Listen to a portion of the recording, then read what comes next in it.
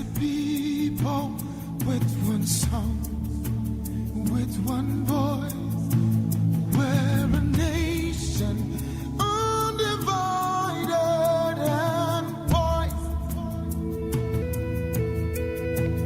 We will take a stand and build our land in faith to defend what is ours.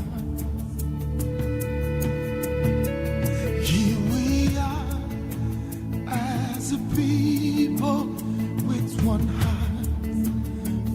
Listening to Udala Radio 104.7 FM.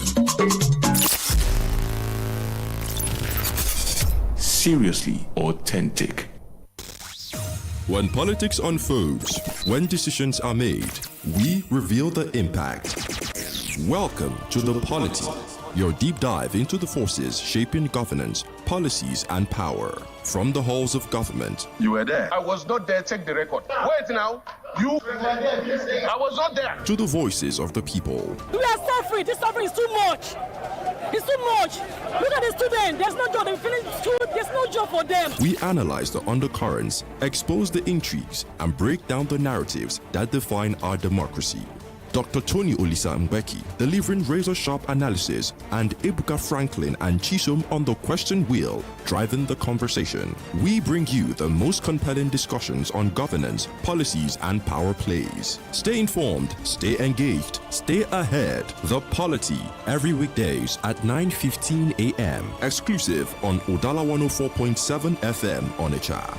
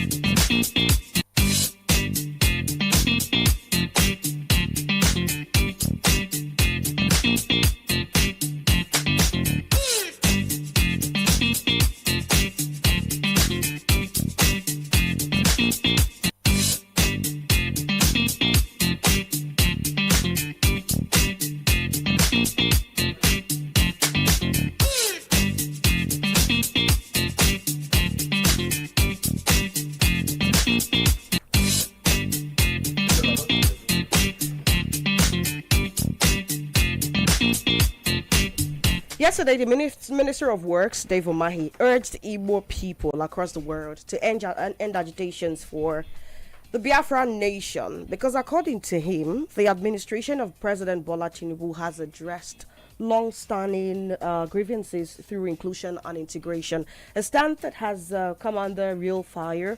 A lot of persons have agreed and a lot more have disagreed, but of course, it is what it is. You know what the truth is for yourself. And of course, over the weekend, we heard a statement about two ex-governors funding insecurity. This is not new as far as I'm concerned, because we've had lists presented over time across different borders from different quarters about where the funding of terrorism has been coming from. And the truth is, when you intend to really cut off terrorism, you need to cut off the supply of whatever it is that is used to terrorize people, and that starts from the funding of the entire operation.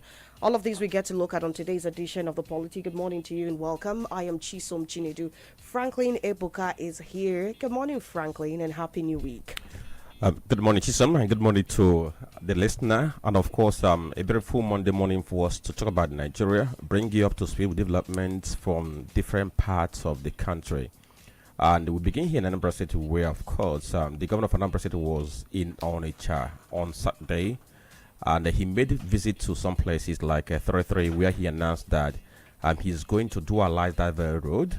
So people who live in 33, perhaps they might be smiling now, hoping that there could be an end to the traffic congestion on that very road. In fact, somebody I know that lives there who is by my side now, I don't know what he's thinking. But by next year, when the governor begins to put this very promise into action, we'll see how it's going to happen. The another one is that Governor Soludo has also issued 7 days ultimatum to owners of illegal structures in Onitsha South.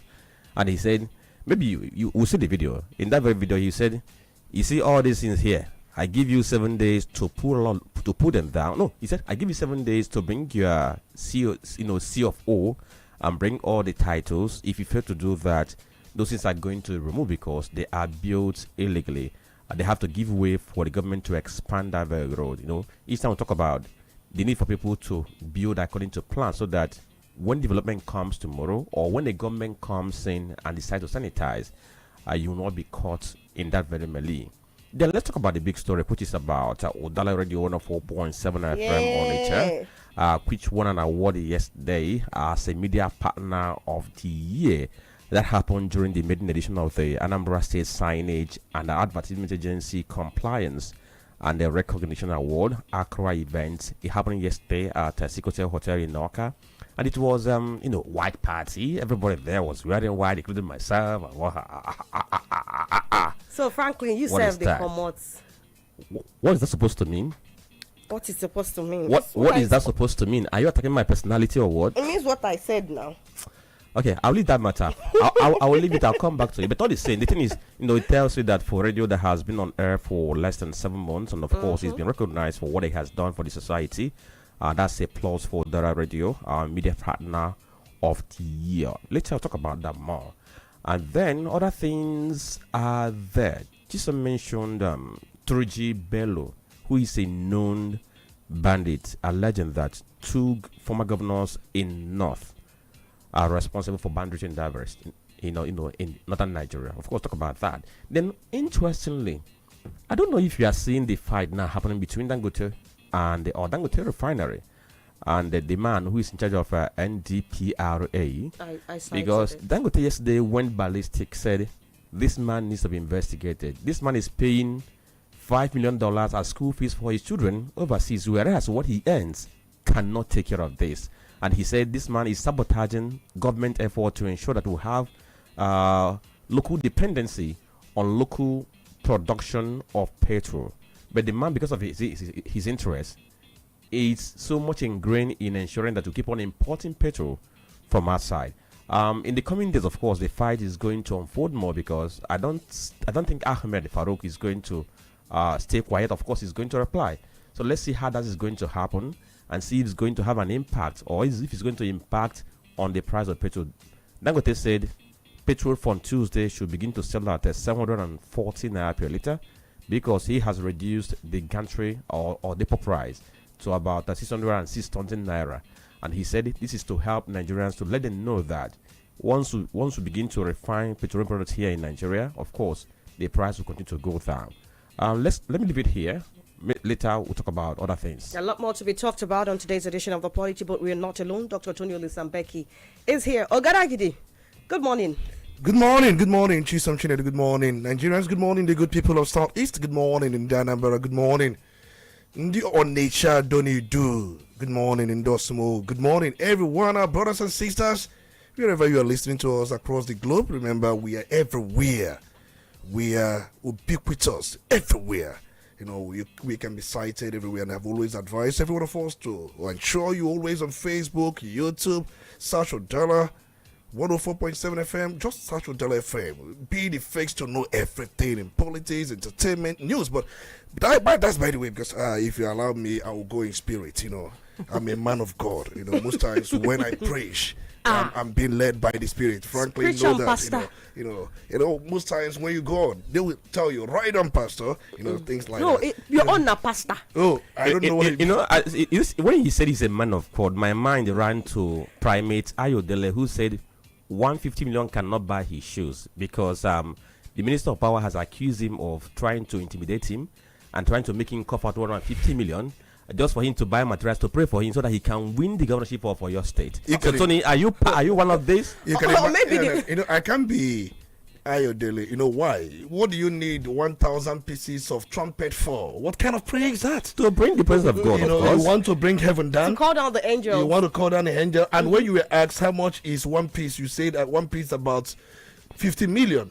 Or possibly 500,000 Nigerian refurbish and all that. So if you put it together, then I will just made the calculation and discover that you are demanding for a whooping sum of 150 million. What kind of prayer do you want? Well, that's by the way. So the issue is, we are here in the sanctuary to profess the truth. And remember, we are here to tell the world the truth the way it is. And we do not, in any way try to bend the narrative, just like I always say, spade remains a spade. No matter whose us is God. We thank God Almighty for His mercies. And then remember, 1 December is just close by, and people are talking about dating December. And you know what that means when you date yourself in a way because you are in the fun of it. But that's by the way, Chisom will understand very well. But in any case, you are welcome. You're welcome. Franklin, I was about to ask, maybe the kind of pastor that got engulfed in the controversy over the weekend, the Malgala versus Chris Okafor. Pastor Chris, and No, I'll leave it there. No, for me, I'll just say, bring it on. We're in the season. No, cherry box. Keep that for cherry box. Absolutely. Just keep it locked 12:25 when we get to dissect all of that. But for now, the front pages of the papers, the This Day newspaper, the banner headline here is opposition leaders raise the alarm, accuse of G of plotting one-party state. The story has a couple of riders, and one is presidency. You are failed politicians in empty search for scapegoats. Parties demand independent review of public accounts since 2015. Want anti-graft operatives embedded into government payment at all levels. EFCC, no political motives in our operations. And above that, you'd see Dangote NMDPRA CEO must be probed, prosecuted for graft economic sabotage. This story is on page 6. I can't make out the riders, but there are some there. Tinubu canvasses United ECOWAS front against unconstitutional change of government on page 35. On page 5, MOU with French tax agency won't compromise Nigerian taxpayers' data. Digital systems FIRS clarifies. Find this one on page 6. Okay, this very morning, in fact, I spent my time trying to go through what FIRS has been trying to explain regarding Nigerians' concern that if we allow the French agency to come into our tax administration, our data is going to be exposed. But FIRS has clarified that, trying to spell out the extent of involvement of this very French agency. Now, let's go over to the Vanguard newspaper to see the headline. We have the banner headline that says, allegations of a terrorist, 2 former governors feeling insecurity, Turuji Bello. The story is on page 5, and is the big story on the front page of Vanguard. Above the nameplate, Governor Kefas dumps PDP. The story is on page 14. It has a rider, picks APC membership card. The number is swelling, I must say, for the APC.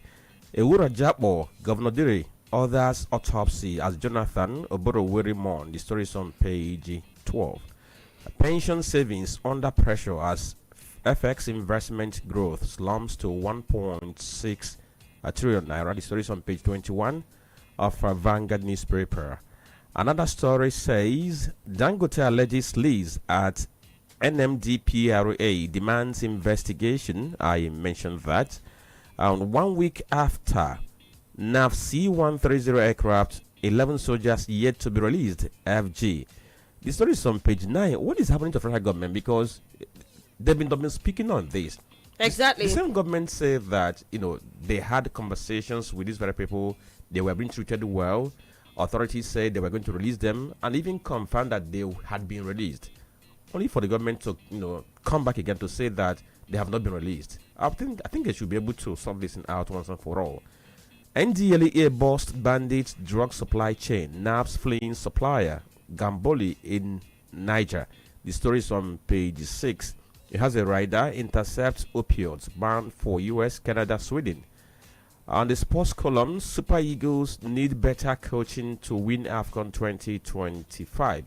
Bonfrey Joe is the one saying so. It's on the sports column, page 39. Of course, he said this thing some days before the commencement of AFCON, which we know is going to commence this very December. So these are the headlines we have on Vanguard newspaper. And let's go to the Guardian newspaper now. The banner headline here is Buhari's legacy on trial as MFLA ex-ministers face 3.5 trillion naira graft probe on page 6. Is it not weird that the same man who pushed Operation End Indiscipline in Nigeria in the 1970s, if I'm not mistaken, had a chance at proper democracy, and the kind of corruption under his reign was where it was really I don't know the exact adjectives to use, but it was too much for one man to allow, despite everything that he seemed to have stood for. But of course, it is what it is. On page 6 again, Nigeria's power reform stalls as tariff politics, 4 trillion naira debt deepens sector's crisis. Again on page 8, Ocean 2026, Adeleke Jeturi says APC as INEC dismisses factional AP candidate. FIRS kicks as Northern Elders condemn tax data deal with France on page 37. On page 7, Center warns against one-party state, cites Zimbabwe example, others. On page 7 again, of G-Ban's admission, transfer of students into SS3 special centers. On page 9, 21 years later, Union renew call for Nigeria Airways retirees severance pay. On page 4, CCIJ, Nigeria lost over 250 billion naira in contracts, grants from Trump's USAID cuts. On page 4, ECOWAS leaders pledge to deepen democracy amid regional instability. Again on page 4, petrol to sell at 7.14 naira per litre, says Dangote, alleges regulatory sabotage of refinery. These are the stories you'd find on the front page of the Guardian newspaper. Okay, so to the last newspaper we have this very morning, which is the Punch newspaper, and beside the nameplates, petrol price war turns dirty as Dangote attacks NNDPRA boss. The story is on page 33. Crisis hits Obi's LP faction after BOT sacks NWC. The story is on page 43. I don't know when this various crisis in Labour Party is going to end, because if you also have the faction linked to Obi also fighting itself, the center cannot hold anymore. Then we have other headlines here. Car imports rebound, hit 1 trillion naira in 9 months. The story is on page 2 of the Punch newspaper. It has a rider. Revised tariffs, stable naira drive rebound. The US remains Nigeria's top vehicle source. Okay. The picture story here is about the meeting of the ECOWAS, which has a headline. That headline begins with a kicker that says, "Coups. Tinubu rallies ECOWAS leaders. Benin detains ex-president's son." And the last headline says, Bayelsa PDP backs the risk autopsy order on late deputy governor. The story is on page 41, and that summarizes the headlines review from the 4 newspapers we have this very morning. Absolutely. Before we dive into the analysis proper, Franklin already mentioned that Udala Radio 104.7 FM yesterday received an award from ANSA, and this is an ANSA Compliance and Recognition Award 2025. It is presented to Udala Radio 104.7 FM as Media Partner of the Year in recognition of impactful media support and collaboration. Ladies and gentlemen, this is quite impressive because, like Franklin pointed out, Udala Radio has been in operation for what now? A little over 6 months. We started operation officially on March 24th, right? Yes, March 21st. Okay, and here we are, say 7-8 months down the line. Congratulations to all of us. And to do the honors, we're bringing the manager of Udala Radio 104.7 FM on air with us. I am talking about Mr. Korede Brown. Good morning, Corey. Good morning, Chisom. How are you? I'm okay. Good to be here, Mr. Frank. Ogada Gidi. You're welcome. I'll deal with you. Hey, this is my first time on this show. Yes, it is. I've never been on this show. We should bless you. Yeah, we should please. bless you. Welcome. Thank you. You don't do the bells here. Okay. No, we don't do the bells here. But Tony, you might as well just, Dr. Tony, you have to bless do me. the You honors. have to do Yeah, it. definitely, he's blessed. Remember when the man of God says, you are Yeah, blessed, yeah. you are blessed Hallelujah, indeed. Pastor. You are blessed indeed. Amen, Glory, Pastor. glory. In the words of DJ Famous, Alele. Well, hey, big shout out to every single one of you. I want to say thank you to every single one of us for doing this. It's been amazing. Can we have that? Can we have that? Yes, please. At the center of the table. We this shows that we're doing something great, right? course we are.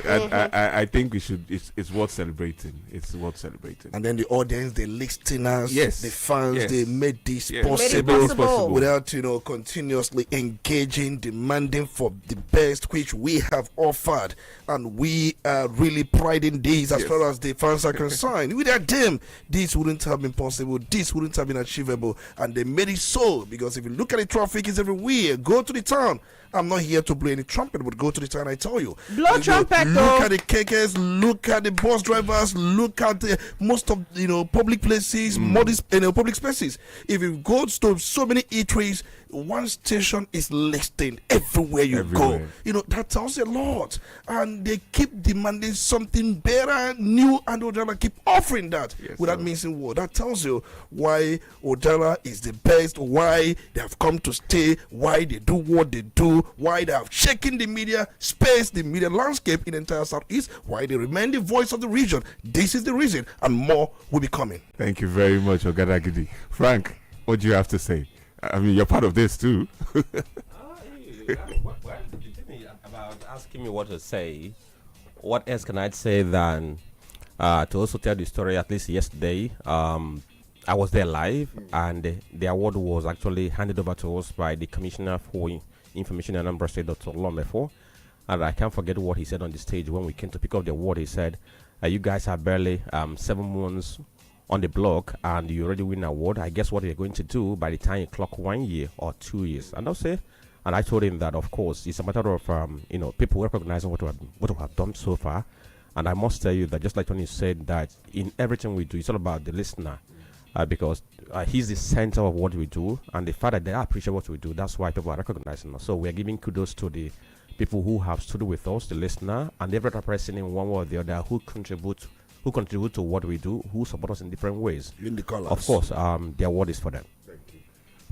I need to say this quickly. One of the reasons why we are where we are is because we are a communal-based radio station, of a community made up of different families, and everybody can relate with us, from Biri Kambiri to Polity to Cherry Box to Ndokri Door, Market Square, High Life Highway, and that Jollof program on Saturdays and Sundays with Aligo.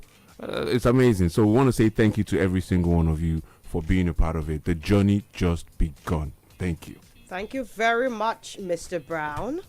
And now we get into the real business of the day, gentlemen. I think I'd rather start with what Umahi said yesterday. Yes. I'm going to read the first 2 paragraphs, and then, Tony, I'd like to know what you think about it. So, the Minister of Works, David Umahi, urged Igbo people across the world to end agitations for a separate Biafran nation, arguing that the administration of President Bola Tinubu has addressed long-standing grievances through inclusion and integration. Umahi said the Tinubu administration had given Ndibo what they had sought for decades, not through secession, but through what he described as unprecedented inclusion in national governance and development. And he said this over the weekend, by the way, during an inspection tour of ongoing mega projects at the Enugu Anambra Road, where he addressed stakeholders, contractors, and community leaders. You see, the issue of what Ndibo want and what they need, and what every human being under the supervision of a democratic government needs, are intertwined. This is because, regardless of where a person comes from, for a democratic government that taxes people, that, extracts minerals from different parts of the country, of the communities, takes charge of them, and is supposed to return the proceeds by developing these places. It is simple tenets of democracy, regardless of what language is spoken in a particular place. As much as also, I'd like to acknowledge the fact that at the center of the Biafran secession, before all of the madness took over, Nnamdi Kanu, who has been championing the entire call for quite some time now, also put that on the table. Okay, development, less marginalization. Let the average Nigerian get what is due him because he's part of the Nigerian state, regardless of where he comes from, what language he speaks. And so I am curious to find out now, Tony, do you think that President Tinubu has been working in the way that Umahi says that he has been working? Do you agree with Umahi? I do not agree with him anyway, because there's no need sounding sanctimonious. Umahi is making a political statement.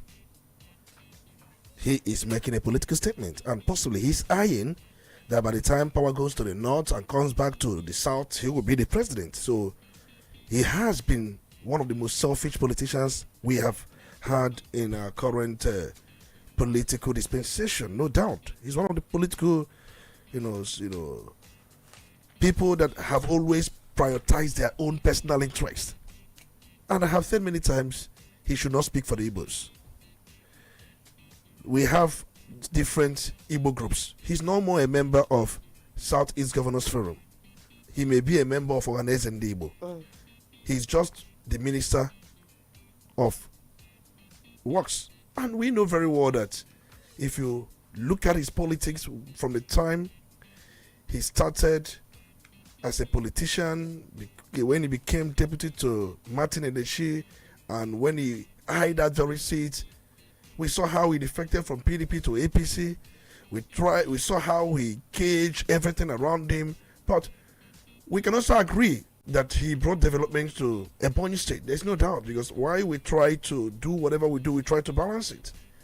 But his kind of politics is a kind of politics that is subservient to Igbo agenda.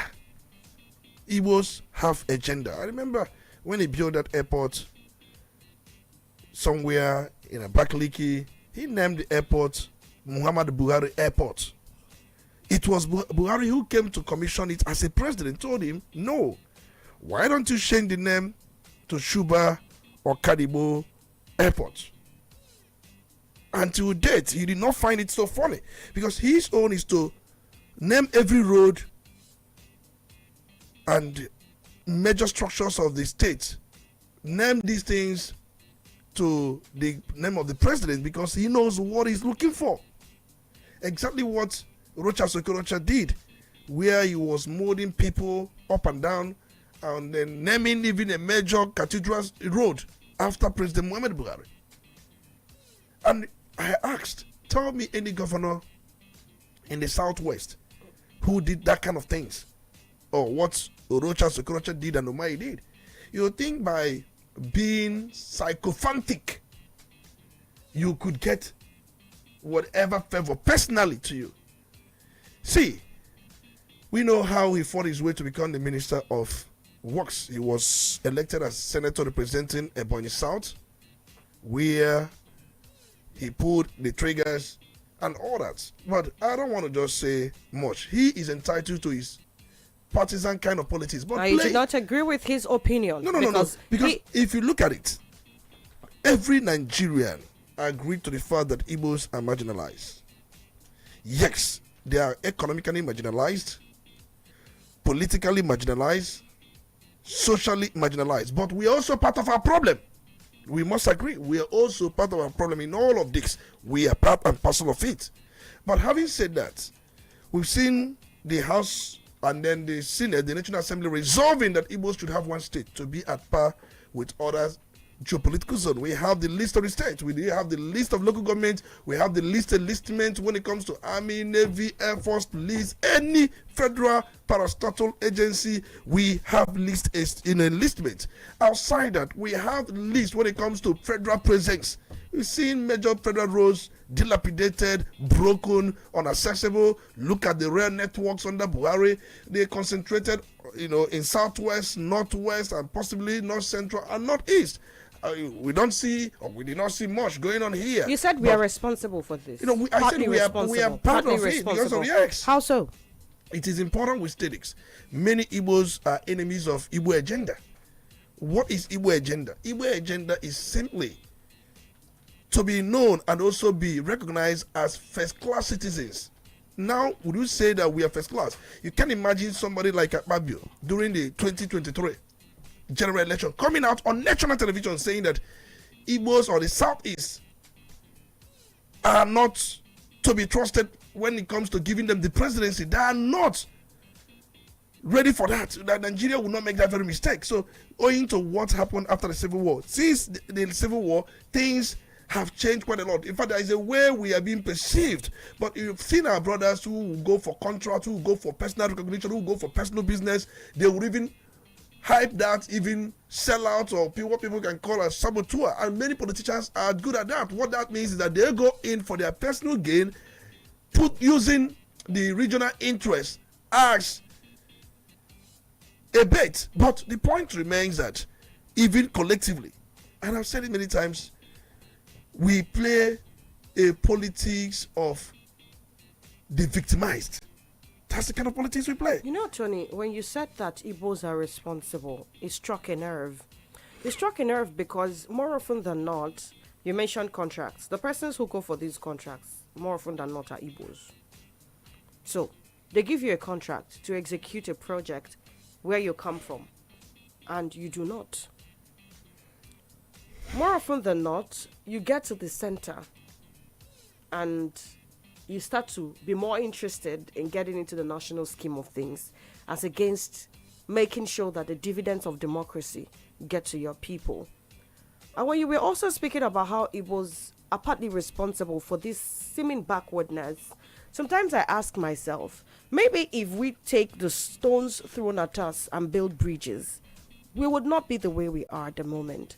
Look at the fact that more often than not, like I said, the underdevelopment in the Southeast is caused by our own people, our own contractors, our own brothers who are contractors, our own brothers who are the ones in different government parastatals, ministries, departments, and offices. And so it brings me back to the question of Umahi. Now, who is our brother who is out there? Has Umahi done well for Ndibo? Looking at how Buhari focused so much on the North when he was the president, he said the North needed to catch up and all of that. Umahi is in a very important position. And that's a very important, one of the most important ministerial offices in this country because of the infrastructural deficit that Nigeria is going through. Do you think that Umahi is doing enough for Ndibo? Even if it's going to be counted as favoritism, is he beaming delight on the Southeast region as one who wants his place to catch up would? I think Umahi, just like I said, when he was made the Minister of Works, I congratulated him. But I told him one thing, that you have to make that count. Because charity, they say, begins at home. We saw many ministers of works, what they did. Fashola, who had that very position for 8 years. We saw the works he did in Southwest. But you are not going to be Minister of Works for Southeast alone. But recognize the fact that your region has been neglected for a very long time. Your region has been neglected. We have major federal roads that begs for attention. The Onitsha Enugu Express Road. You also have Enugu Port Harcourt, and you also, many of these roads, Owerri, Onitsha Owerri Road, many of these portions have broken down. You have that of Newit or Kigwe. There's so many of these federal roads, and many of them are impassable as we speak. And we are also asking, apart from other things, the need for us to have a equitable local government system, the need for us to have a equitable state, and also the need for us to have a functional dry port. That's what Igbos have been begging. Let's have a functional dry port. If Onitsha wouldn't work, the one at Oguta could work. These are places we can, have such kind of things. We have business and commercial nav areas, centers across this area, and this area also yield tax to the government at the center. But what do we get in return for some of these developments? And we also ask for a connecting portion of the rail network, the standard gauge. As we are seeing, we are told that there will be the one that will move from Calabar to Maiduguri. Possibly the southeast will be captured. In fact, under Buhari, under Tinubu, there's no doubt that has been also been captured because it was neglected under Buhari regime. Of course, Buhari did one or two things for the Igbos, the second Niger Bridge, which he did, and then the one lane of Onitsha Enugu Express Road, and all the Zikma Zonum which he built. But these things, if you look at 8 years, they are quite not significant to a point. Okay, let me come here. Of course, you were able to make a verdict that the statement which was made by Mr. Mahi was way too exaggerated. Now, I want us to do a kind of a comparative analysis among the recent or successive governments we have had in Nigeria on how they've been able to relate or how they have tried to address the Igbo concerns in Nigeria. Looking at this very government, the government of Bola Ahmed Tinubu has been in power for about 2 years, 7 months. Yes, 2 years, 7 months he's been in power. And others that came before him spent 4 years to spent 8 years. Now, if you look at what this government has done so far for the people of the Southeast, okay, you mentioned the ongoing reconstruction of one lane of the Enugu Onitsha Expressway, which is ongoing now, being done under this very arrangement with MTN Nigeria. That is ongoing now. Then you talk about major road rehabilitation and reconstruction going on the Enugu Umuahia Port Harcourt Expressway, which is aimed at improving transport and economic activities. There's also an effort to complete and link federal roads connecting southeast to other zones like there's one linking Anambra to Kogi State. Now, when the president also came to Anambra, he said he was going to ensure that they get to revise the national railway plan to ensure that Anambra and the southeast is connected to it. Now, under the present government, we have also seen the creation of a Southeast Development Commission, which is headed by Michael Koye. We have seen the move for the creation of a new state, which has not been realized, but it seems like they are making a headway. We've also seen the appointment of somebody from Igbo extraction or from the Southeast for the first time to become the Minister of Works, Umahidi, because he's the person we are referencing now. So looking at what we have seen so far that he has done in 2 years and 7 months, how do you compare it with other governments? Do you think that by the time this government is done, there could be a reason for people to say that he made some effort to address the Igbo concerns? Don't forget too that under the present government, he's been able to recognize Humphrey Nwosu, whom people have been saying that due to the role he played in the much celebrated 1993 election, that he ought to be recognized, and he did that recently. Mr. President, there is no doubt, because I would say no president possible apart from I think most presidents have done just little for Southeast. Obasanjo, what did he do? During his own time as a president, he awarded contract for Nature Owerri road dualization, which took so much time, and which he began with CCC as the company, but it took many years until Yaradua Jonathan finished the work. Outside that, and apart from key appointments he gave to the Southeast, key appointments, outside that, I don't see much he did. But then if you look at Yaradua Jonathan, of course, for the first time, an Igbo man was made the chief of army staff. But then remember, it was under Jonathan that was actually, conceptualized. But we saw how he hid the staff out, and then for the first time, an Igbo man was made the Inspector General of Police under Yaradua, Novo. But he didn't serve, so much time. These are positions that Igbo man had never held. And it's also of note that no Igbo man had ever become the Chief Justice of Nigeria. But I don't know, that one has its own criteria. But apart from position, I've said many times what Igbos are yearning for. We are yearning for federal presence. Our Joe Kuta Steel Company would have been sited in Southeast. It was politics that they took it to Kogi State. And even to date, nothing seems to have gone so much to share about that very project. It's moribund. Then apart from that, Igbo nation has been begging for ports. We are business people. This place, I don't see why, if a country identifies what people do, what a group of people do, you set up the infrastructure that will facilitate, that will accelerate what they do. If you go to Sokoto, they do fishing, and ensure you set up the facilities for the Arugungu area of that very area for fishing. If you go to Southwest, if they are good when it comes to civil service, you set up the infrastructures for that civil service. If you come to Southeast, when you know that they are good when it comes to business, commerce, set up the infrastructure for these places development, because we have a concentrated federal system, named federal structure, but it is purely unitary, where states cannot do so much. But having said that, we have just, big questions. Yes, Tinubu, I'm also shocked that even in his kitchen cabinet, I don't see if I can cite any Igbo man there, but apart from that, maybe it could be largely due to trust, which is entitled to, which he has prerogative for. But yes, you wouldn't say no president has not done anything for Igbos, but they have done things that are insignificant, not as to equate with what we are done in other regions. We are one of the 6 geopolitical regions in this country.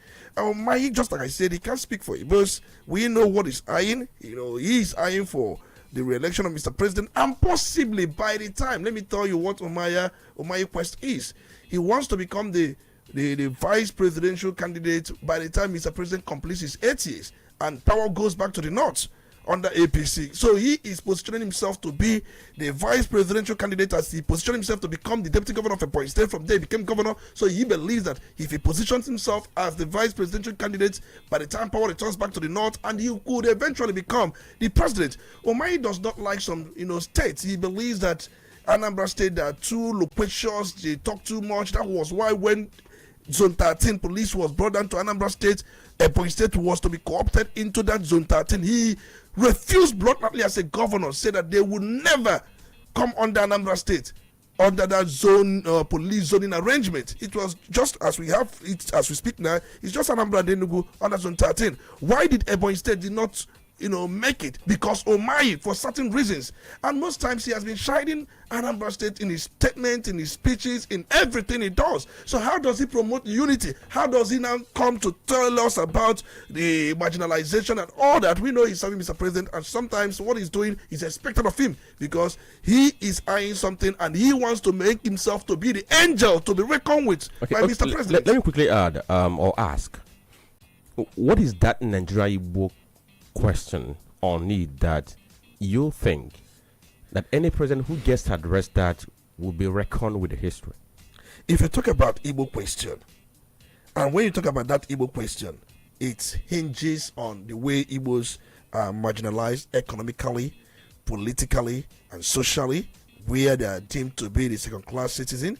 Outside Olisa Mbeki, who became the vice president during the Second Republic, as any Igbo man attend to that seat.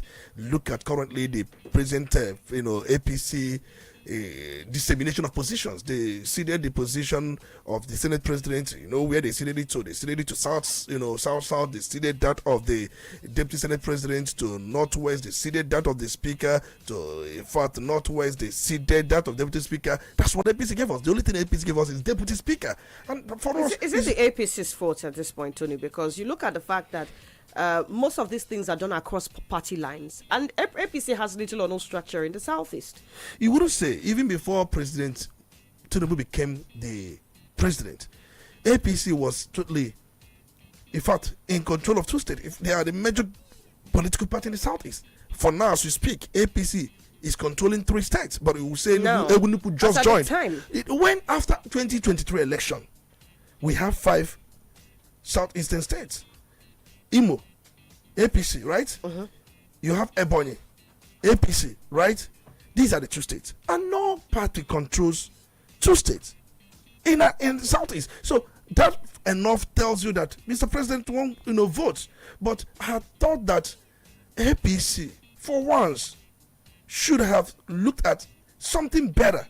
They should have given Southeast the deputy senate president. Was it not just recently that all the states in South came under APC before 2023 election?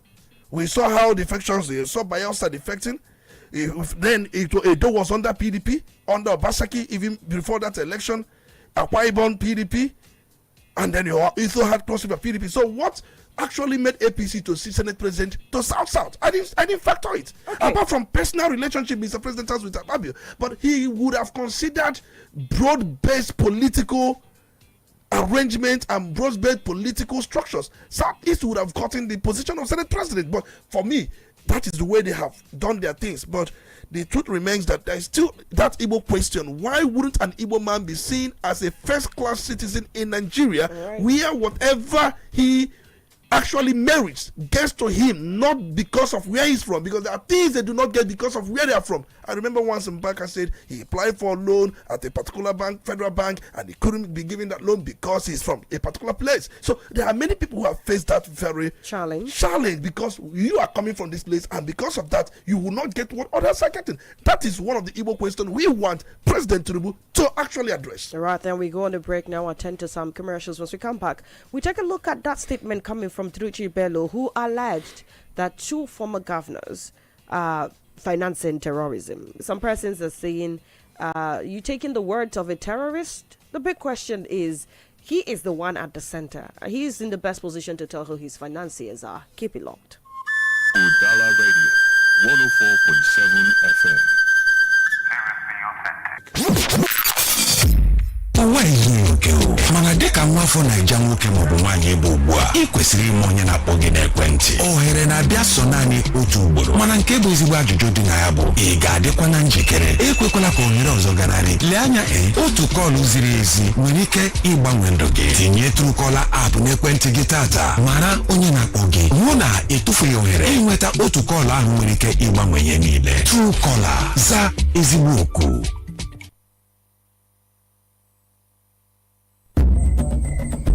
When the city sleeps, the river remembers. When the drums call, Onitsha awakens.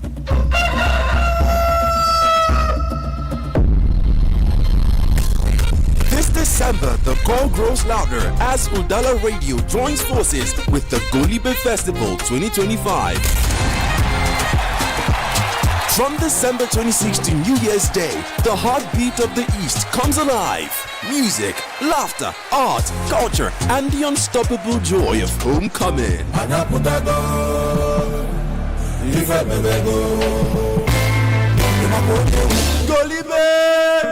This year promises more energy, more color, more connection. A festival for every proud son and daughter of Igbo land.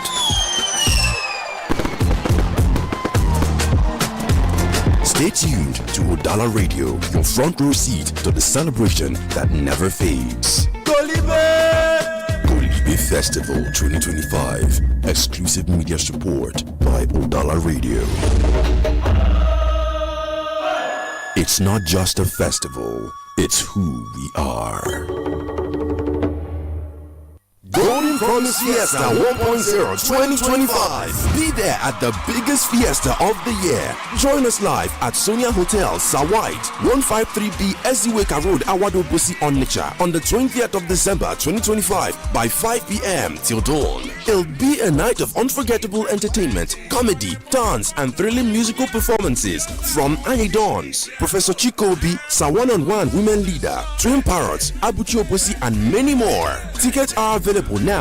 Regular 2,000 naira, VIP 10,000 naira, VVIP table of 5 persons 500,000 naira. Get yours at number 1 Ngozi Obago Plaza, 20 Enugu Road, Onitsha, or number 1 Pampam Lane Suite, P25, second floor, Merituo Plaza, Main Market, Onitsha. Before the tickets sell out, contact us on the following numbers: 0814-394-2802 or 0808-441-5156. Golden Promise Fiesta 2025, proudly powered by Golden Promise Entertainment, sponsored by Melvin Table Water and Callisto's International Limited. Don't just hear about it, be there. Your investment is just one drop. On its own, it can only do so much. Now, imagine a million more drops. This is the power of First Asset Money Market Fund and First Asset Dollar Fund. They pool your money with others to create a powerful flow, giving you access to great earning opportunities. Call 0201-889-4444 now to start with 5,000 Naira, $100 or more. Let us build wealth together. The First Asset Money Market Fund and First Asset Dollar Fund are registered with the Securities and Exchange Commission, Nigeria. Please read the prospectus and where in doubt, consult your investment advisor, stockbroker, fund or portfolio manager, accountant, banker, solicitor, or any other professional advisor for guidance before subscribing. Merry Christmas from all of us. Udala Radio 104.7. Now hear the Christmas Day sweet past.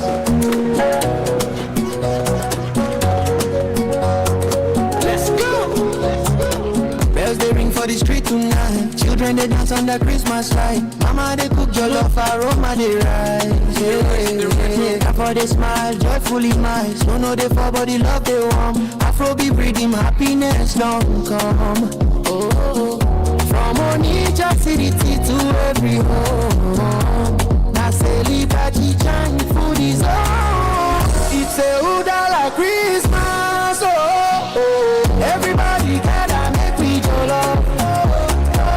It's a Udala Christmas. Oh, oh. Turn up the music, make it go. Udala. Christmas day sweet for Udala Radio. Udala. Your number one vibes everywhere you go. Light up the tree, let it shine. Let it shine. Love for the season, make we share. Make we bind. From morning to night. Udala, hold you tight. Now Christmas magic, pure delight. Udala, Udala. Christmas day sweet, oh. Udala, Udala. Feel the beat, oh. From all of us at Udala Radio. Merry Christmas. Kari Kirismisia wetalani angole no biuto. Merry Christmas and a Happy New Year from all of us at Udala Radio 104.7 FM, the voice of the region.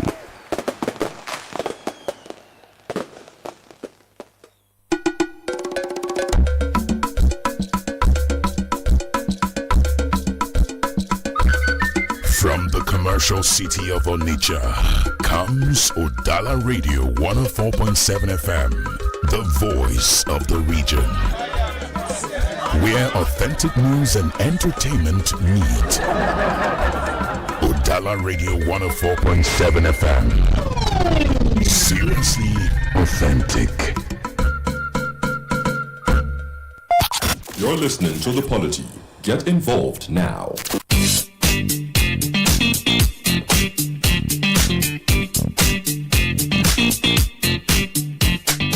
What Bello Tuji said yesterday, or over the weekend rather, has been interpreted as the allegations of a terrorist. But of course, we all know notorious bandit leader Bello Tuji has accused that two former northern governors of fueling insecurity in the country, especially in the north. He also confirmed participating in a series of peace meetings with the Zamfara state government during the administration of a former governor of the state, but vehemently denied claims that he received 30 million naira or any material inducements to participate in the process. Of course, efforts made to get the reaction of both former governors at press time yesterday proved abortive, as they neither picked nor returned the calls that were made to them. However, Tony, the allegations that Bello Tuji made in a viral video accusing political leadership in Zamfara and Sokoto states of laying the foundation of the region's long-standing insecurity. I'd like to know what you make of that allegation, and also acknowledging the fact that Bello Tuji is not the only one who has said this. We've had reports of this nature coming from different quarters. We've had a list of terrorist financiers coming from United Arab Emirates at a point. I also saw a video of a person who, although he spoke in is it Fufu Day? That's what they call the Fulani language, right? He said categorically that, in his words, I cannot paraphrase exactly, but the average Fulani man is not interested in kidnapping. He'd rather be in the bush shepherding his cattle. He also alleged that the entire, would I call it structural shake-up occasioned by insecurity is sponsored by certain people for certain reasons. I am curious to find out what you think about allegations like this and what you think we should be doing next. Should we, push them aside as allegations or start to really dig deep to find where this, what they say, in every rumor there's an atom of truth, where this atom of truth is? Remember, Just like you said, Bello Tuji, we know him as a notorious bandit leader who operates primarily in northwest around the area of Zamfara, Sokoto, and surrounding areas. That viral video, where he accused two former northern governors of laying the foundation for ongoing terrorism, insecurity, banditry in Zamfara and Sokoto states. If you look at the governors he accused, Atahiru Bafarawa, who was governor, he is the former governor of Sokoto State from 1999 to 2007. And he also accused Governor Ahmed Sani Yerima, who is the former governor of Zamfara State from 1999 to 2007. Remember, these people were the people that entrenched Sharia legal system. It started with Sani Yerima Ahmed, and I say that it's actually a tool for some of these things happening: terrorism, banditry. Some of the things they try to come from religious angle when we know what they're actually in for. But Toji claimed that these administrations armed local vigilantes. In fact, he said that the local vigilantes that these administrations armed were known as Yambanga. I don't know, for those who speak Hausa, or they should know what that means, Yambanga. And then, which for him, he also alleged that these local vigilantes disproportionately targeted Fulani communities. And then he went further to say that it escalated ethnic tensions, reprisal attacks, and a cycle of violence that followed the current banditry crisis. He explicitly called for their arrest and investigation. So if you look at the context of his allegation, it came as a counter to claims by Musa Kamarawa, a former peace mediator, who alleged that Toji and other bandits received payments about 30 million naira and vehicles during peace talks under former governor Bello Matawele. This mediator, Musa Kamarawa, made that very allegation. He stated that Toji and then his group, they received 30 million and vehicles given to them by former governor Bello Matawele, who is now the Minister of State for Defense. But Toji admitted to participating in those talks, but he also denied any financial benefit. He said that he never received such amount of money, insisting that he never possessed even up to 5 million, and framing his action as a response to injustice against Fulani communities. He said that he's fighting for Fulani communities. But if you look at his arguments, it's neither here nor there. Because if you look at the context of these allegations, he said that yes, that Bafarawa, Atahiru, Sani, Ahmed Yerima gave armed local vigilantes, Yambanga, and these local vigilantes were mixing up, and sometimes they were used for political reasons, they were used for certain reasons described for them, but they started encouraging on Fulani communities in a way they don't like, so they have to go on to also arm themselves and then start, a way of reprisal. But in so doing, they added kidnapping, they added terrorism, they also added quite a lot of things to what they are doing. So he has made these allegations. And remember, when he said former governors were fueling insecurity, he said that they laid the foundation. But currently, as we speak, we know there are those who are making money, real money, out of these terror groups. There are people, look at the negotiators, look at the valuation of terrorism. First, you have those who are in the bushes, and second, you have the lieutenant soldiers, and third, you have the negotiators, you have those who are supplying them weapons, you have those who are supplying them with foreign exchange, you have those who are backing them, it has a kind of value chain. But just like we always say, it's part of shadow economy. It's part of shadow economy, and that industry is thriving. And most politicians from the north will not let them swear. Many of them will not swear that they know nothing about the current state of insecurity in that very region. And that's why we keep budgeting so much in the area of defense, money that we should have used for development, buildings, infrastructural, gap we have experienced. When we are told that we need $1 trillion to come up with infrastructure that will make us to be addressed as a developing nation. As we are now, we are underdeveloped.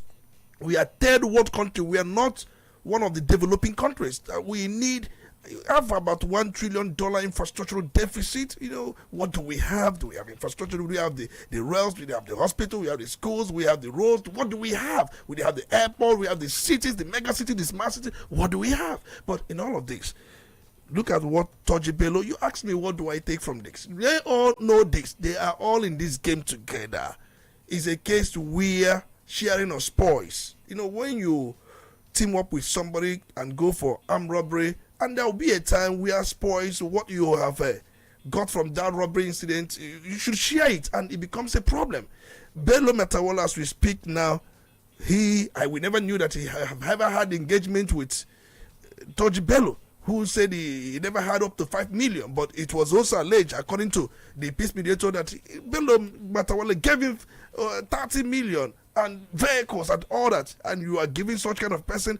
And what he did with it? Okay, he went back and then regrouped and purchased more arms. There are those who are into this, many of them who are into this. So Tony, what do we do with this information? Because some persons will tell you that what Toji Bello said should be confined to the blackmail or the propaganda of a terrorist. That this is where they operate. When they think that there is pressure on them, they find a way to deflate.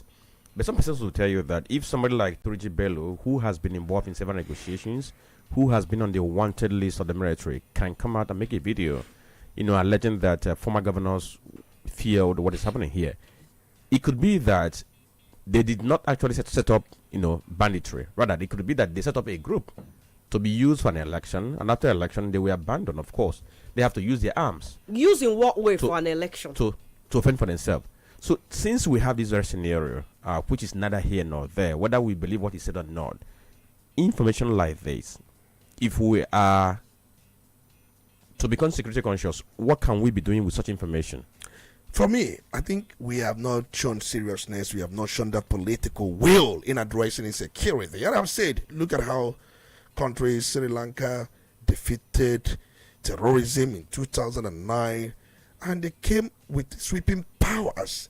They came with sweeping legislations.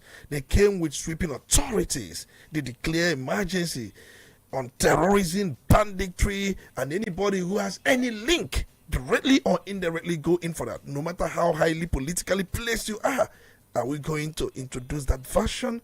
There are so many people who hold political positions who have been linked to terrorism, but they are untouchable. They are sacred cows. You cannot do anything. And for them, there are others they are protecting who are still on the field. So my concern is, if we are serious about purging insecurity in this country, we can do that. Just that heads will roll. People who have worked for different presidents or even current presidents who are in the position of authority, their heads will roll. It takes leadership to do that. It takes strong political will to do that. Many of these people you see in the bushes, they have their godfathers. They have their protectors. They have those who are fending for them. They have those who they are accounting for. They have those who are protecting them. These people have flow of finance unchecked. And you tell me we are serious. They have funds. They access funds. They make use of different institutions and get away with it. See, Tony, how big are these guys operating now? I'm just going to take you to what the Minister of Communications, Innovation and Digital Economy, what he said, that should be last week, Mr. Bosso Tijani. He was being questioned why it's been difficult to trace, calls being made by these bandits and terrorists. And he said that, which I'm going to quote, he said that they make use of a special kind of technology to make calls and evade surveillance. According to him, he said the government has been taking some steps to ensure that they get to tackle insecurity through telecommunication sector. But what Nigerians do not know is that there is more than what they think about, using communication network to track all these very bandits and terrorists. Now, let's get to this very this place. He said that the telecom sector has been under scrutiny since 2020. when the government introduced the mandatory national identification number linkage to call fraud and what have you not. Now, he said that the criminals have shifted tactics, that they now rely on technologies that allow them to route calls across multiple towers, a method that becomes particularly ineffective in remote and poorly connected locations. Now, I'm talking about the network with which these guys operate. Now, if they have ICT experts and gurus who are working with them, helping them to do all these things, I'm thinking of what we can do to be a step ahead of these very persons. Even if we don't get some, even if we don't get to root out all of them, at least to be able to, put them under pressure for them to know that there are eyes watching them in whatever they do. How are they managing to recruit all these very guys to be working with them? I think Minister of Communications, with due respect to him, Nigerians are not babies who will tell this kind of story. We are not technologically naive for you to come and spill what you've just spilled, telling us that it's difficult to track them and all that. We know very well that telecom technology allows government to trace calls. In fact, that's what we call call tower triangulation. Every call connects to a nearby base station. Don't you know that? By analyzing signal timing and strength, a caller's approximate location can be identified given without even GPS. What are they telling us? Every call connects to nearby base stations. And it does so by analyzing signal time. In fact, I have said this many times. There's what we call the call detail record, CDRS. And this network automatically log callers and receive numbers, time and duration. Cell towers use this data and they can map movement pattern and networks of contacts. See, we've seen most of their negotiation. They call the victim families using our normal call system. They use these our providers, They use the phones of the victims as a matter of fact. That's what I'm saying. What is Minister telling us? He don't tell us that kind of dash. Okay, Tony, he can't tell us that. Not to confirm what he said or disapprove now. There is something that has been discovered that some of these very vendors who help us to reach our SIM cards, that many of them work with these very kidnappers. What they do is that they get to use people's, maybe when you come to register, they pick up your details that you know in. And they use the details to register a SIM card and make the SIM card ready for this kidnapper. So when they come, they have SIM cards registered with another person's details being sold to them. Okay. So if they're going to make call with that SIM card, it cannot be traced to the real person who is behind it. That is not insecurity. I have a question. Hold on a second, Tony. Because when you are talking about the person, call signals are supposed to target location. Location. No, that was. I'm talking about the person altogether. I understand what you're saying. There are so many compromises from that angle. The angle of call registration and order to get the detail of those people. Exactly. We know they have evaded that one. The one we are talking about now is location. You can he says track the bounce location. Of multiple. You can see. Remember the last time we spoke about this, and I said, I did data communication and network. It was one of my final year courses in the university. I did it. And I also did, communication theories. See, the minister probably, I don't know if he just, reading the script handed over to him, or he's just making those statements as a matter of fact. But for me, he should not tell Nigerians that kind of rubbish. Okay. You can use technology to track location. Sorry. Is it not possible? Not like I said, not to confirm what he said, but is it not possible that people who know about these things have a way of, creating this mask image in digital space? I'll give you an instance. And when Nigerian government banned us from accessing Twitter, people use VPN to have access on Twitter. Whereas in Nigeria it had been blocked. Because VPN does this function of, masking your identity. But let's not forget that most phones, especially the Apple phones, come with their own VPNs. even Samsung phones too come exactly. with GPS. So this is not hidden. What we're talking about is well, let's explore. Let's talk about the possibility that people who know their way around on the digital space, the possibility, the chance that they can create a mask that can hide what they do. What is that possibility? That is, I know. I've said it. Cell tower triangulation and signal analysis. And then, if you ask me, how does cell tower triangulation and signal analysis works? And I said, mobile cells or mobile calls connect via the nearest cell tower base station. That's what we call it. By analyzing the signal strength from multiple towers, agencies can pinpoint a caller's location within within 50 to 500 meters in urban areas. In fact, sometimes it could be less accurate in some rural zone, but real-time data limit settings. When calls come through signals, you analyze this signal strength from multiple base towers. And there are technologies to do that. You pinpoint the exact location. So, what are these people telling us? See, the most important thing is that, in fact, there is also AI algorithm that can filter bounce signals by correlating pattern across towers. AI is even making everything, easier. They should tell us that. What is like in its political will? No doubt. They should not tell us that. And if possibly I have not known anything about data communication and networks and all that, I wouldn't be saying this. Okay, Tony, looking at the Nigerian situation before we go on another commercial break, do you see everything that Bello Tuji said being taken seriously, or do you see it being swept under the carpet in no time? I mean, look at how fast things spring up. It might just be forgotten.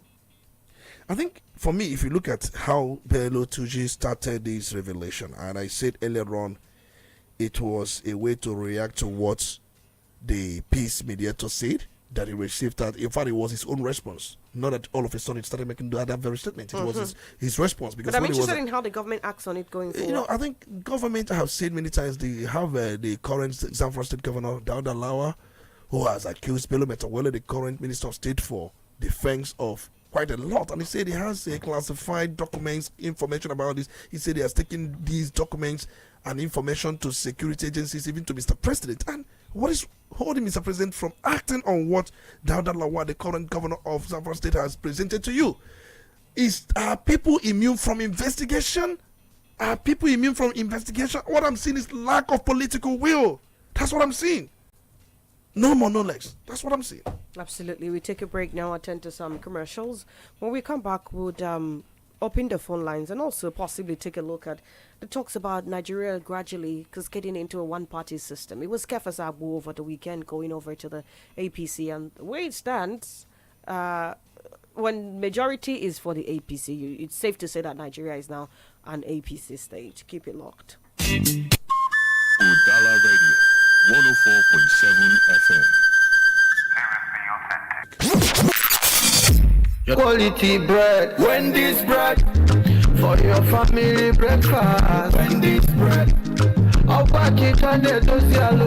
Wendy's bread, mama, papa, they like Wendy's bread, it's an and Wendy's bread, even children, they like Wendy's bread, Wendy's bread, Wendy's bread, get it better, tasty, we go sweet your belly. Wendy's bread, Wendy's your Wendy's bread, tasty bread. You can contact us on our official address, 2nd Business Park, Enugu Road, GRA, beside Onitsha, Anambra State. We also have another branch at St. Michael Plaza at Tandy Road. Also contact us on 070-1149-1571. Wendy's bread, your tasty bread. Wendy's bread. Hello, my brother. Hello, bro. How far now? Are they waiting this up now? Now my tenants, they won't finish me. They know they pay rent. Wahala every day. Papa, the way you get supposed to give me joy. You don't do wahala. Yeah, my brother, you need to upgrade to A sharply. Guy, another agent I beg I don't want. Agent that wahala na 5 and 6. Sure, you never try Asoj Assets now. The best firm in property management. See, since I carry my houses, give them. Nah, so I they enjoy peace of mind like this. Them they handle rent collection, tenant screening, maintenance, everything. I just they relax, they watch my investment, they grow like this. You know me now. You mean I pay avoid all these shifting with tenants? Now, correct. Asoj Assets go manage all your property worries. Them they professional, transparent, and reliable. My friend, will you get out? Now see finish the cost of this nonsense. No worry. Asoj Assets they come. When I go soon here out.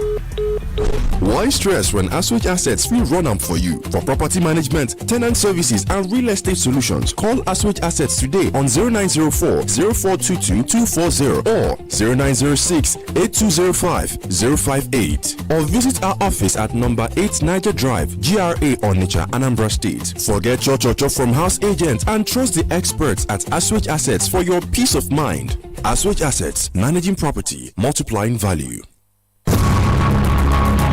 From the streets of Lagos to the heart of Anambra, the rhythm returns home. This December 28th, Oka will breathe in rhythm and shine in gold. Lagos Jump Off 3.0, the homecoming edition, featuring Annie Guns Onyetaka, Blaze Jarek, Mr. Raw, Slow Dog, Charles Okocha, PB Ninja, Ivata, Diamond Okechi, Iglet Devinson, Casey Kubana, MC Monica, Agwefi I Go Talk, Slim Shady, Waga, Ejai Kwamba, Go to Onitsha, Hype Man Extraordinary, Harry B, Hype AO Machine, DJ Fresh Omen, DJ Alonso, DJ Spin Daddy, DJ Factor, DJ Fabuloso, VVIP table, 3 million naira, VIP table, 2 million naira, regular table, 1 million naira, cocktail table, 300,000 naira, standalone or working guest, 150,000 naira. For reservation and inquiries, do call 0913-484-4336 or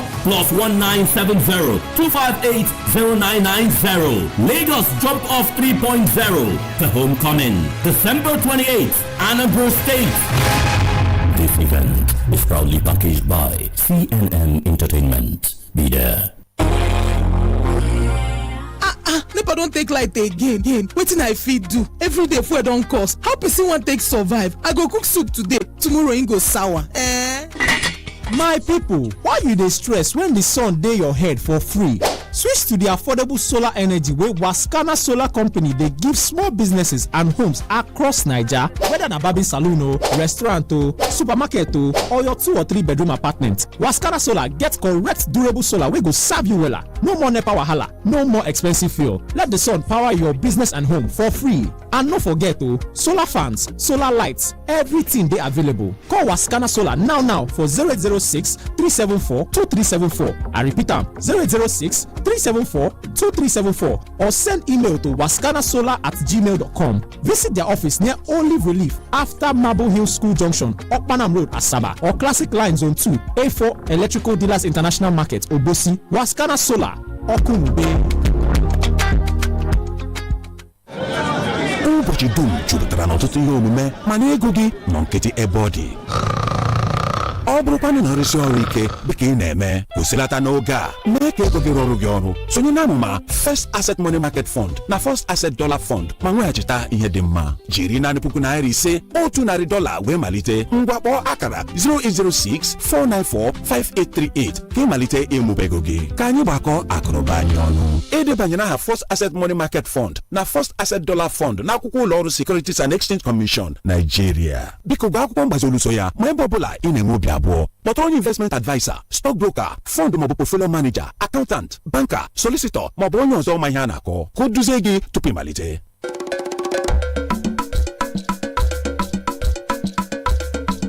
Udala Radio 104.7 FM. Seriously authentic.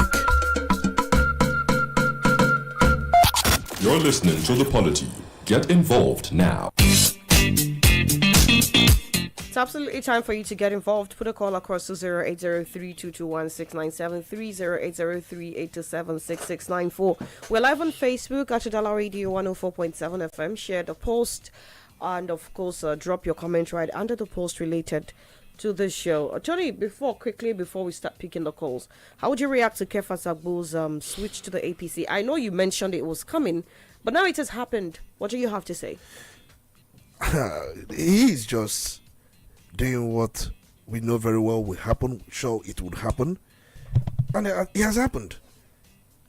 Taraba State has been a PDP state for a very long time, and followed the politics of Taraba State with keen concern. But we've seen, remember, it's the state where T.Y. Danjuma is from, and then remember the ethnic regions there. There are Christians there, there's no doubt. But Kefa Sagbo is battling what we call political survivor. So he has done what he believes would give him that survival chance. And going by what he has done, but if PDP regains itself, it will be very difficult for him, especially if the election in that state it will be free and fair. But let's see how it goes. And I know that the pressure was on him to move, just as the pressure had always been on different governors, from the time of Governor Jolly Nyame. Remember Reverend Jolly Nyame? He was elected governor from 1999 to 2007, who was actually tried, prosecuted. He was given pardon by the former president. He was also the governor in 1992 down to 1993 during the Second Republic, but he came back. But we've seen him, as the governor from 1999 down to 2007. In all of this, I remember governors Dan Fulani, Suntai, Dan Baba, his story from 2007 to 2005, the one that had issues with the crash. And then I've also seen, in fact, Governor Sani Danladi, I think Ishaku was the last who handed over to the Kefa Sagbo. But there has been a stronghold of PDP. That's what I said. Abu should be very careful. He should be very careful. Just as Enugu, one would say, we've seen some political movements and political realignments in Enugu, but he has not always been so in Taraba State. But we know very well that the pressure, Mr. President asked him, come over. You have the structure. You are the leader, just as Fubara is claiming to be 001. I don't know what it means by that, but you should know that Wike is 001. Fubara, you are 002. Don't claim 001 in River State. It's a wrong claim, but he has been told that. I saw the River State House of Assembly members, they were robed in white like angels. They were singing from Wike, and they were led by Martin Amehude. Wike celebrated his 58 years. Yes, over the weekend. And we saw how River State House of Assembly looked like choir people. Auchekunif also celebrated 55 over the weekend, if I'm not mistaken. I don't know. I'm talking about those who dress in white robe, who dress like choirs. In fact, angels, cherubim and seraphim. Okay, now they were singing. Let's hear from what Wike. Let's hear what you've got to say now. Hello, good morning. Good morning. Yes, good morning. Good morning, my chief speaker, Tony Olisa Mbeki. You're welcome. It's good to have you. This is the voice of Honorable Idenze Mayor Okuchukume JP Okulola Nubu Seneke Auda Nobi. Can I go on? Go ahead, please. You have a yes. minute. Tony Olisa Mbeki, you can remember that about 3 days ago, in my comment that I said that this kidnapping issues, this insecurity in this country has become business of so many top government officials in Nigeria. They will send their boys to come and do the kidnapping. They will go and bid with them. Then pay them huge sum for money, go at the back, collect their own share, their own cost. And this is what this man is saying. And many times, many people have been pointing to government officials, but the government of the day always gave it the fear. I don't know the reason for that. Until, like Tony Olisa Mbeki said, if a good leader comes in Nigeria, heads we rule, like it rules in Ghana. Today, Ghana celebrates good governance. So, I want to make it categorically clear. The people that are leading us, many of them are involved in this business. Then, I'm laughing at Udala. You know, I'm a Udalian when this case was going on until he disappointed me. I'm just laughing at him now, saying that he's 001. I know, Tony, you know what you meant by, although you have said it shows that he knows what you meant by 001, that he's not the leader of APC. Even he's not 002. Just because he's governor may give him the impetus to say that he's 002, but going by political, he's not 005 even. So, I think he did not want anything in politics, and that's it again. Thank you, and God bless you. God bless you too. Let's hear what you have to say. Hello, good morning. Hello? Yes, good morning. Good morning. Good I'm morning. a bit confused. Good morning, my name is quite confused. Oh, did you get that? Hi. Oh, did you get that? Good morning. You're welcome. You're welcome. You're welcome. Daalụ. Ụfọdụ ụlọ tụkata oyibo a ya ada amazi siri ndị osimiri n'elu nkwụ mmanya. Anyị kwurugbede egbede. What we're trying to say, one party system. I don't know what my name is Udala. I'm listening from Udala. Tell you what, I'm a Nigerian. I love my country. And I know that my country will never be a one-party system, no matter. What really makes me hollow is the fourth aspect of the rain. Everyone is talking, a cacophony of voices, just like that, without direction. You don't know where we're coming from, where we're going. What are we telling ourselves? Mr. President Tinubu hit the box office as he said, good, Papa, oh, you're good now, where is are we? Are we going one party? These people who are parking to APC, their sins have been forgiven. What sins have been forgiven, Papa? We are not really stupid. We are human beings. It is good we begin to talk responsibly. Tell Nigerians what it is like and what it should be. As for those people, Matawali, we know him. He was there. He paid the ransom. Kenatia, he was going to make Southeast. He was going to declare a state of emergency. He's not been able to extend that till date. And we've not come to tell you after he comes. Manani, what exactly do you mean? And see the humongous money he has thrown it away. Begin to think of how to get this money back and get some of our sanity back. Please, have yourself a wonderful week ahead. Have a good week ahead too. Let's hear what you have to say. Hello, good morning. Yes, good morning. Good morning. Good morning. This is Sunday, starting from Florida.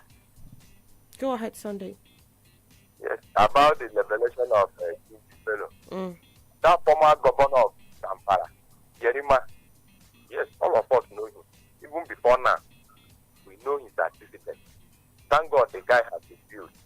But if Nigeria is an country, they're supposed to go investigation, whether he's lying or not.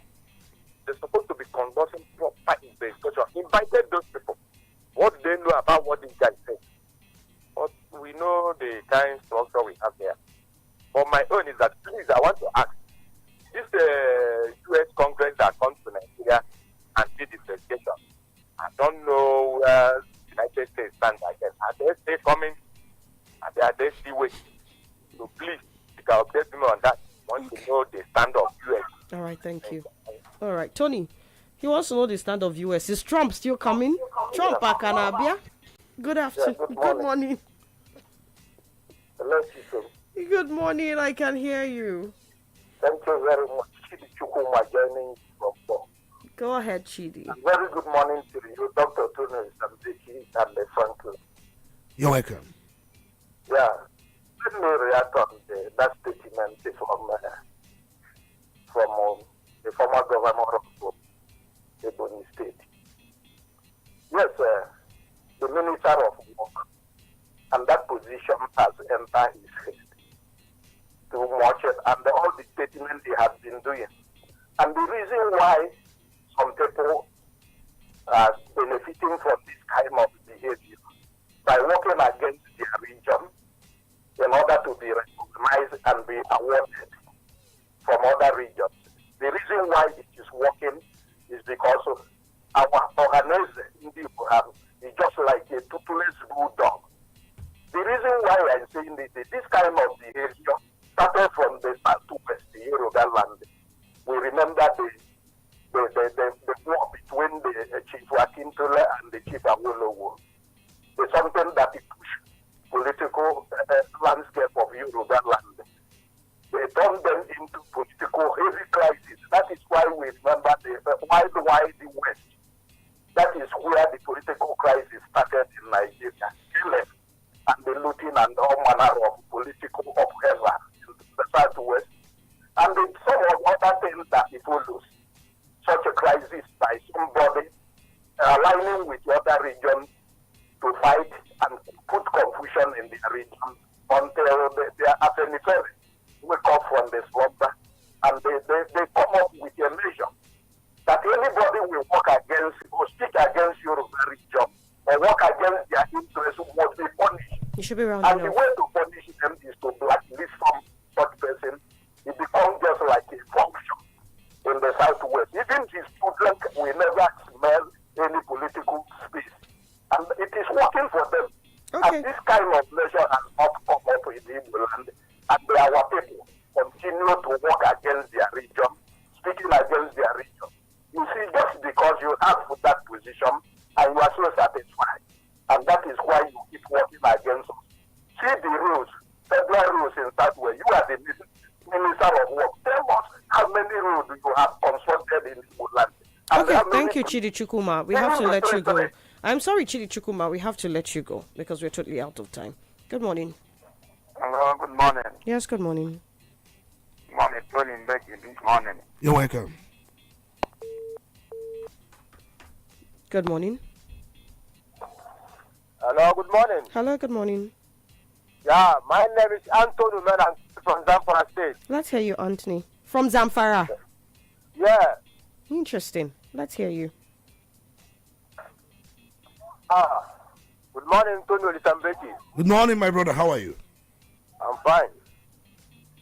I know my people said, Ebonyo Bigona Washi. Hold on. You are calling from Zamfara State right now, right? Correct. And then you can tell us more about the state of things in Zamfara State. That's why I call. Always I used to listen to your program, so but today I want to call because my people said, Oya number so now miss here. Everything through the faith is true. Interesting. Confirmed true. What proof do you have? Very correct. What proof do you have? Can you hear me? Yeah, I can hear you. What proof do you have that everything that Suji Bello said is true? That's why I said, Ebonyobi, 1 hour. I've been in this Zamfara for more than something years. Let's say 5 years. I know it failed and create Zamfara State. Started with Yerima. So, what anything this guy said, Suji said is true. Even the Matawale built house in the bush. Very fine house upstairs. Let call the flat people to go and live there, but then refuse because they think it's a trap. The house is still there because Matawale is from Maradu local government. Good house there for them. Even the motto he gave to them is true. The money confirm. I'm telling you, this Matawale is the worst governor I ever see in my life. Worst governor.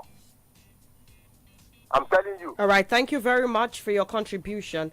Knowing that you can listen to Udala from Zamfara is quite refreshing.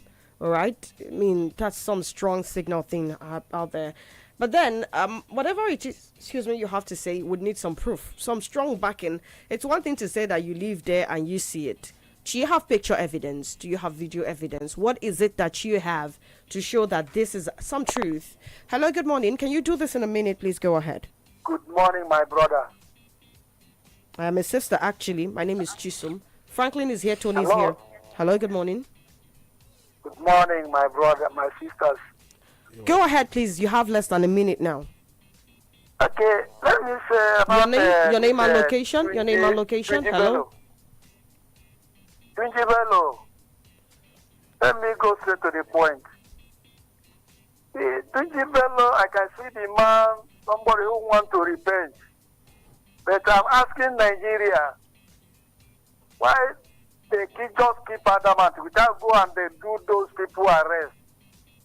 If this thing happen to be at the southeastern side now, they will just, federal government will just troop in and start embarrassing everybody. The man mentioned that they have sponsors in their domain there. About 2 governors. Why must Nigeria just keep adamant when arresting those people? My name is Philip Chimeji. I'm calling from Oboko. Okay, thank you, Philip. Yeah. Okay, Franklin, let's head over to Facebook. Okay, so let's see the reactions we have on our Facebook page now. A couple of them, and let's see how it goes. It might not come in a chronological manner, but we'll begin with this one from Austin Mogu. He says, he posted from FM Onitsha. He says, on what Dave he said, I agreed with him to some extent, but we the Igbos are the major problem to ourselves. Since we the Igbos are always not serious during electioneering period, especially presidential election, how many votes do we Igbos pull in each state during the presidential election to compare many states in the north? What can stop us from producing over 1 million votes in every state in Southeast?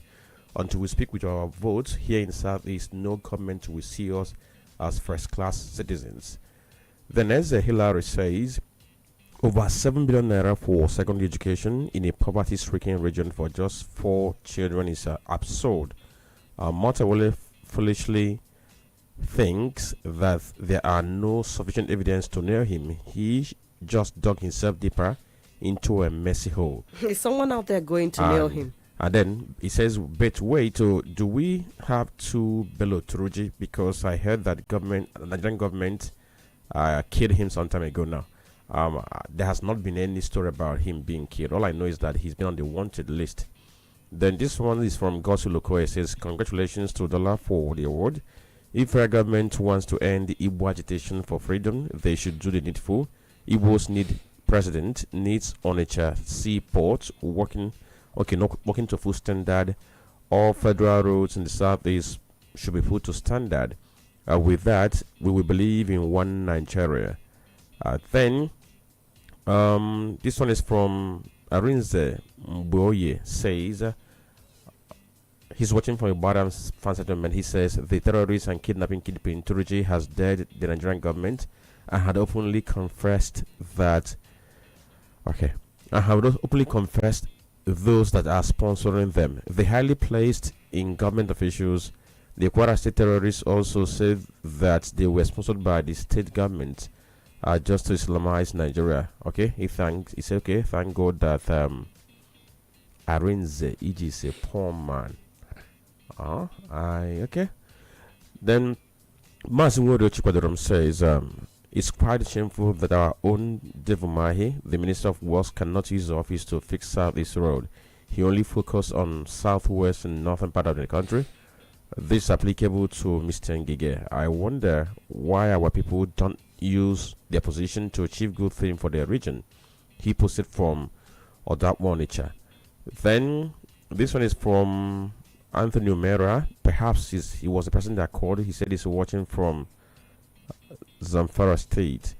Okay, I'm trying to get across to some other posts that you made on our page so that we'll be able to acknowledge what it dropped. So just while I check for other posts, of course we can move on to round off. All right, Tony, would you want to answer any of those questions that have been asked so far? If I can remember. Is America coming? Okay, so United States of America. I think there is diplomatic engagement between Nigeria and the United States of America. So the idea of Trump coming, things have changed.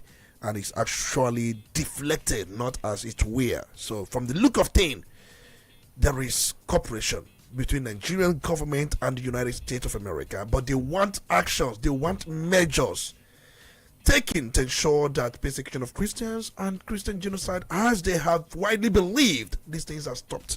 And Nigerian government has promised full cooperation and full support. Remember, there is a joint group that is set up, and we look at the list of that very joint group. So there is cooperation. Without cooperation, Trump is no more coming. So Trump is looking at what would come out of the cooperation between Nigeria and the United States of America. Okay, all right, then some more comments. Okay, it's not just coming because I think that's one challenge here, but just to let you people know that, of course, all the posts you made, I think we have a 19 posts here from different person, but I don't know how it's been difficult to be able to read some other messages, but every one of you who posted, just to recognize the fact that we are seeing your hand, likes of Gochuku Frank, Uchenna, Anowai, Monti, and Wadiken, John Chukwemeka, also Francis Namane, Dr. Mr. Mo Lebara. We thank you all for all the posts you dropped there. Then this one is from Reda Renze Bartolome, and then he says, congratulations to Udala Radio 104.7 FM for the award. Going forward, just as it has been acknowledged over there in the studio, callers and those who send the messages to Udala program should not be policed the way it used to be. I have on several occasions made comments here without being attended to, especially. Okay, so please noted. But let me tell you, nobody ignores their message intentionally. Nobody, please don't be offended. Then Ugochukwu Frank says, congratulations to the entire Udala radio team on your well-deserved award. Your programming is top-notch and inspires me every day. You guys have crossed the Rubicon. Okay, we love you too. Then, as a Hillary, okay, we've taken this very one. Then let's quickly run down to, okay, Anthony Mera. I think we have taken other messages. I'm trying to see if I can see anyone we haven't attended to. Uchenna, why? Thank you for congratulating us. All right, then, gentlemen, we are taking down the curtain on today's edition of the Polity. Tony already answered the question. Tony, what would your parting shots be? We must stay focused, determined. Remember, we started with Igbo question and everything we did say about that. You can also reward the program on Facebook, on YouTube, and other media platforms that can really access the very program. And remember, as Igbo people, we should place our eyes on the ball. We must play centrifugal politics, not, centripetal politics, not centrifugal. And for those who want to know the meaning, time will not permit me to start explaining. Our politics should be that of centripetal, not centrifugal. And we must also see how we can populate different political parties. We should have regional agenda, and our regional agenda supersedes our personal interest. By the time we start that kind of politics, being always ready, semper paratus, and getting involved in decision spaces, we can't really be taken serious in the Nigerian political dynamism. All right, thank you, Dr. Tony Olisa Mbeki, for your wonderful analysis today. Frankly, in that part of the message you didn't want to read, I have read it. I hope you enjoyed it, right? Okay. All right. So the thing is this, where I have my attention now is I want to see what is going to happen between Dangote Refinery and the GPR boss, because I know he's going to definitely react to what Dangote said, because from what people are saying that what he's playing at now is just that competition, that what people are saying that Dangote wants to enjoy monopoly, which he's not getting, and that's why he's trying to strike everybody who seems to be against his move to enjoy the monopoly. But let's see what happens by tomorrow and next. Then for people in Anambra State, those who are going to enjoy the new project that Mr. Governor is going to launch by next year, 33. I also want to prepare your mind. Prepare. Makanaga Kujaja. And then also, Kohana road projects also in traffic may increase. Yes. The traffic axis, we're already battling with the 3 axis, already battling with a lot of traffic congestion over there. But then, how is it said now? Something must give for something to happen. You can't make an omelette without breaking some eggs. So exactly, people, of course, we also have that kind of well-expanded road, very motorable, so that all those issues of traffic congestion is going to go. We'll prepare our mindset too, because we have to make some sacrifices for that to happen. Absolutely. Thank you, Franklin, for being here today. The Polity is going to make a return tomorrow, 9:15 down to 11 a.m. Thank you for your contributions, your calls, your comments on Facebook. Bartholomew, I need to apologize if you think I intentionally exclude your comment. I'd like you to know that I do not. Sometimes we are time strapped, and I just have to take as much as I can, or as I took as much as I could at some point, but we'll try to get to everybody.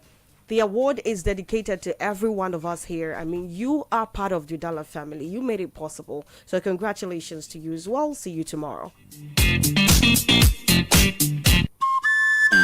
Radio, 104.7 FM. Before the bridges came, before the city stretched its arms to the sky, there was a voice carried by the great Niger, whispered in the winds that